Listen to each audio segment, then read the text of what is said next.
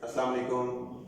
Dear students, today we have the topic of discovery of cathode rays. Discovery of cathode rays or discovery of electrons.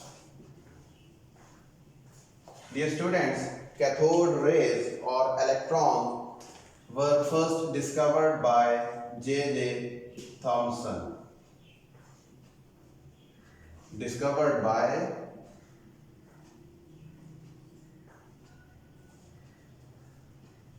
J.J. Thomson in 1887. Before J.J. Thomson, Faraday and William Crookes also performed different experiments in order to discover subatomic particles. But the most convenient work was being done by J.J. Thomson in 1887. J.J. Thomson used gas discharge tube experiment or electric discharge experiment. Dear students, we have the construction of discharge tube. In the previous lecture, we have discussed what is discharge tube and how it is made or constructed and how it works. Student, J.J. Thomson performed the gas discharge tube by electric discharge tube experiment.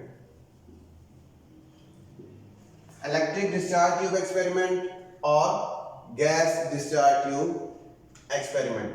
Student, gas discharge tube is composed of, we will discuss about construction. It is composed of a glowing material tube fitted with two electrodes.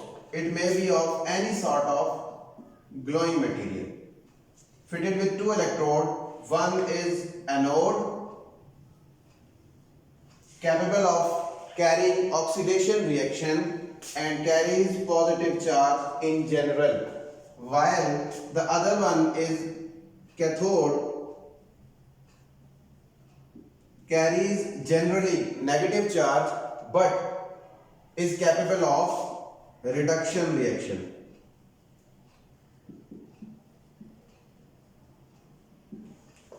And it carries oxidation reaction.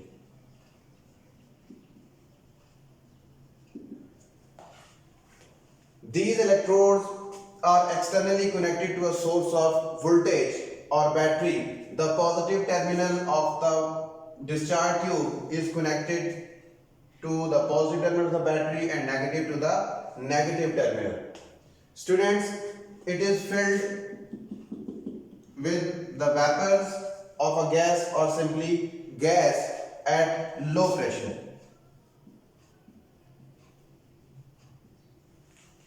And it is also connected to vacuum pump or vacuum suction in order to maintain the pressure and in order to study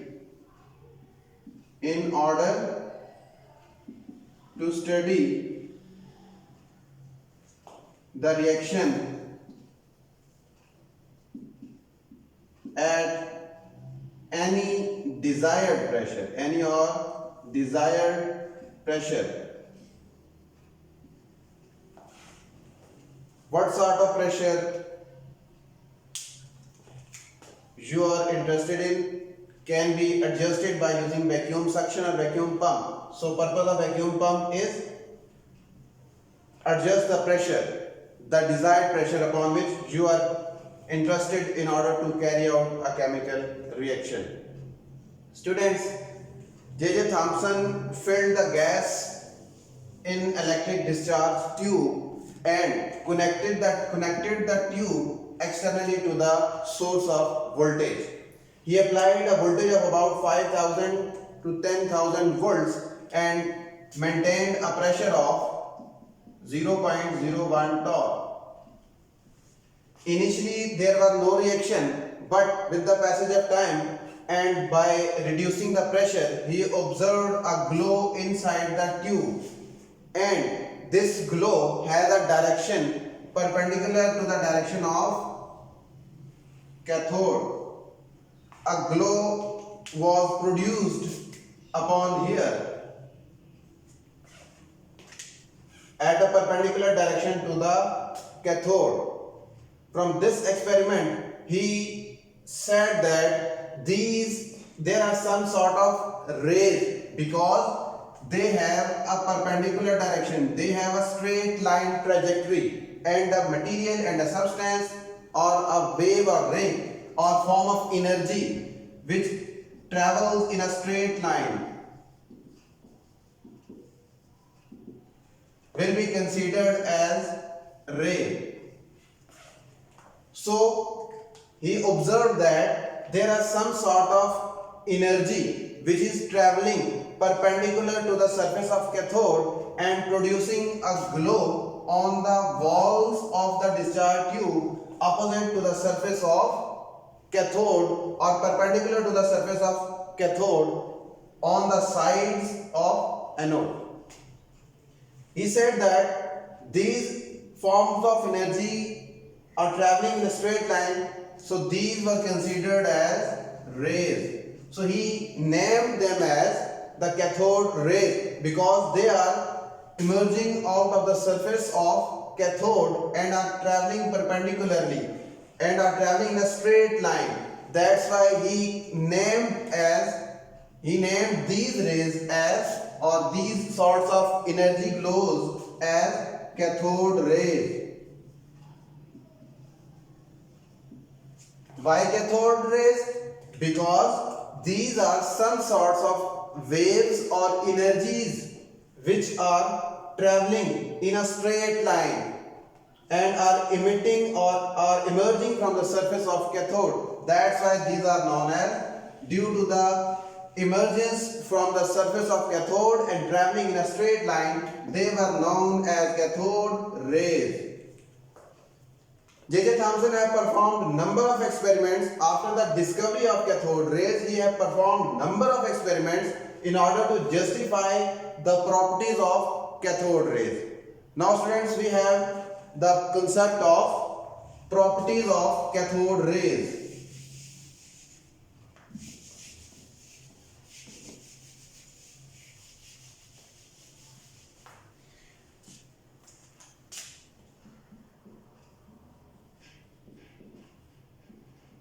In order to study the properties of cathode rays, J.J. Thomson performed number of experiments along with J. Perrin in 1897. In 1887, J.J. Thomson performed different experiments to justify the properties of electrons or cathode rays, and in 1897, J. Perrin have performed experiments in order to justify the properties of cathode rays. First of all, J.J. Thomson performed electromagnetic operations, means he applied electric field and magnetic field.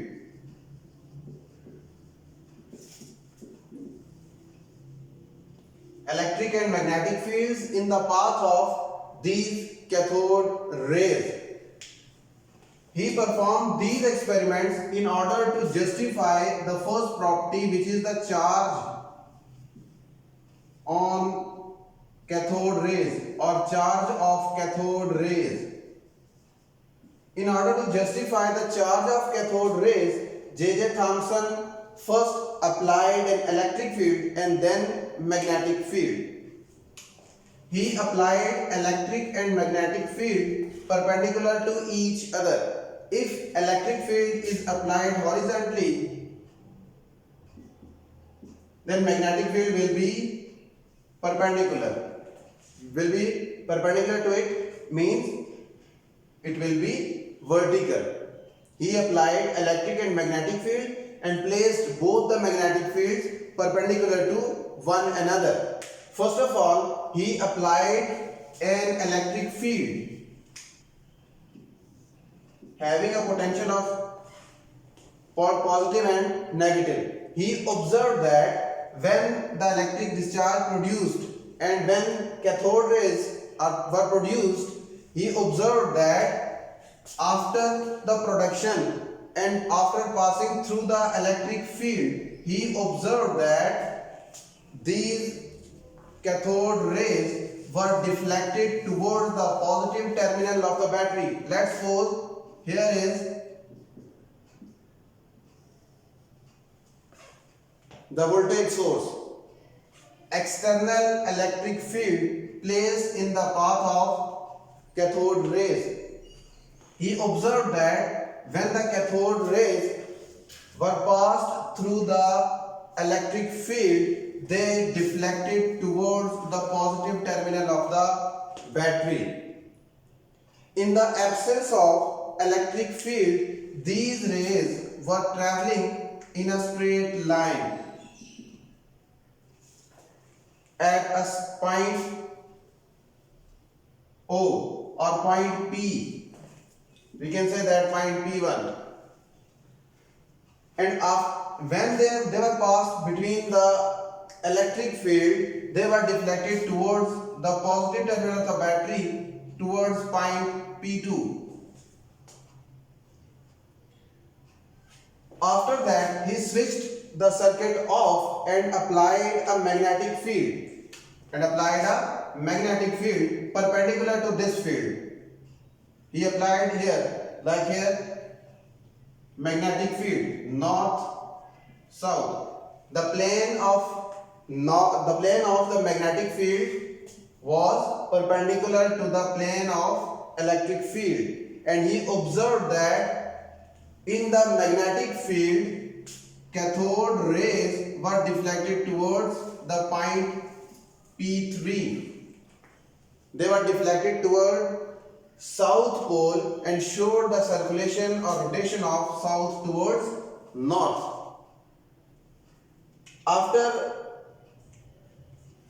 studying the effects of electric and magnetic fields separately, he decided to apply both the fields simultaneously, and when both the fields were applied simultaneously, when both the fields are on, then cathode rays passed without any deflection and again strike on the point P1.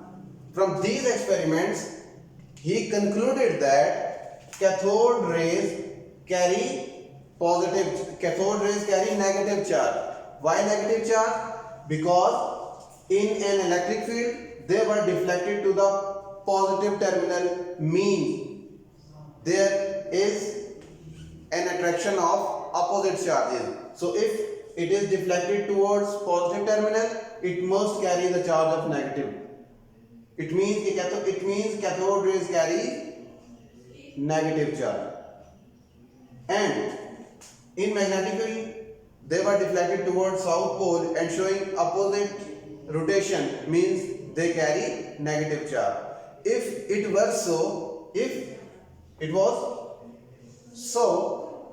then by applying both the fields simultaneously, they would not show any sort of deflection. They must pass through the fields without any deflection, and it happened. That's why he concluded that cathode rays carry negative charge. Cathode rays carry negative charge. So first property is the charge of cathode rays. Charge of cathode rays is negative charge. Then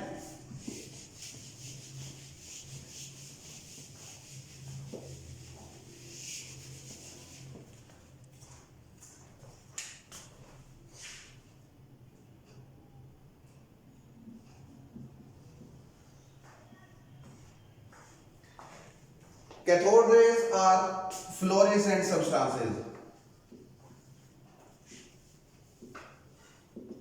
Means upon striking the walls of the discharge tube, they will produce fluorescence, and nature of fluorescence or color of fluorescence depends upon the construction of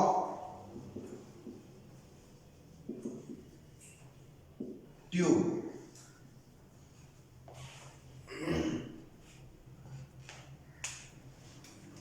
Zinc sulfide, a tube made up of zinc sulfide produces greenish fluorescence.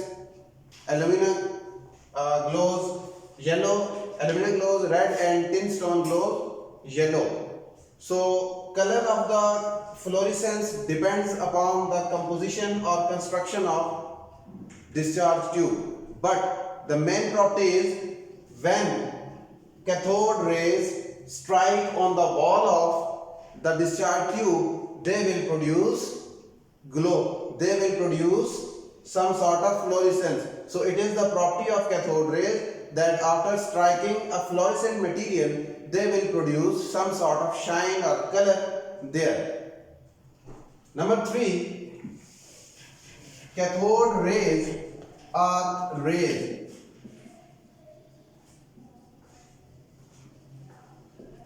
Nature of cathode rays. Cathode rays have dual nature. Cathode rays have dual nature. They have ray or wave as well as particle nature. In order to justify the ray nature, he placed an opaque object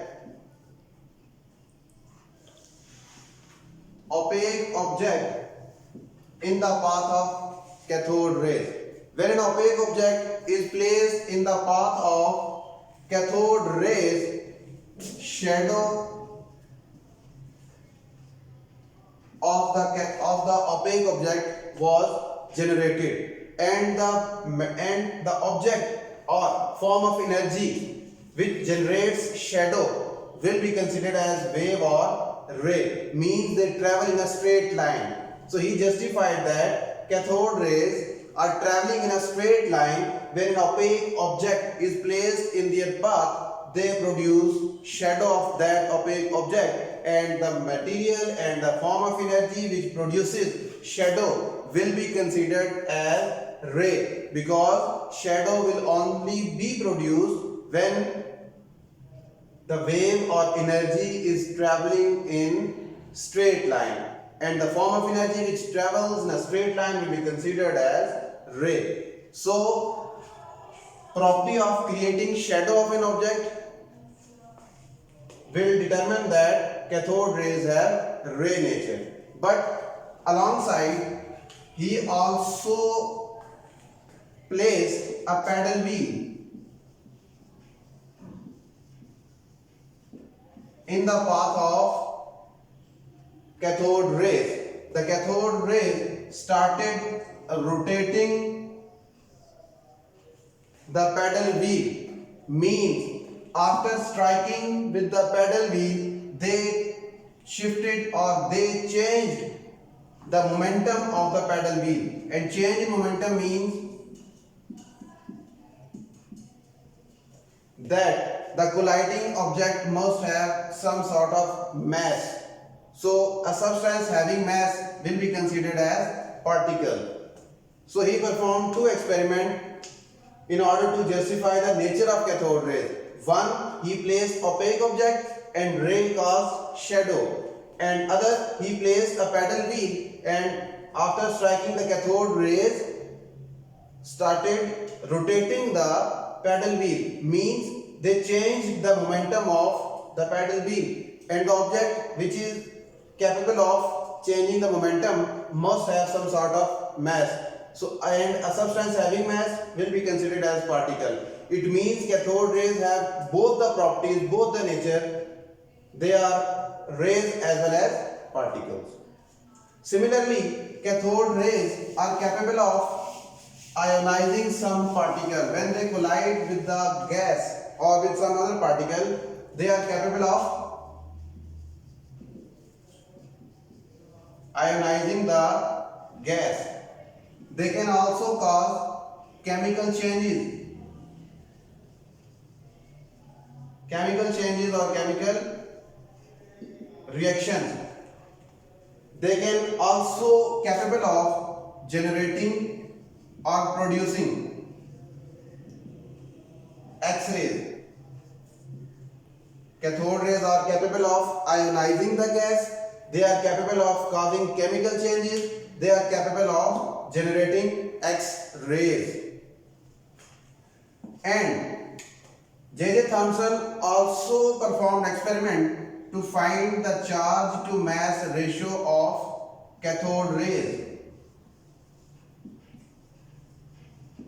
And he observed that the charge to mass ratio of cathode rays is independent of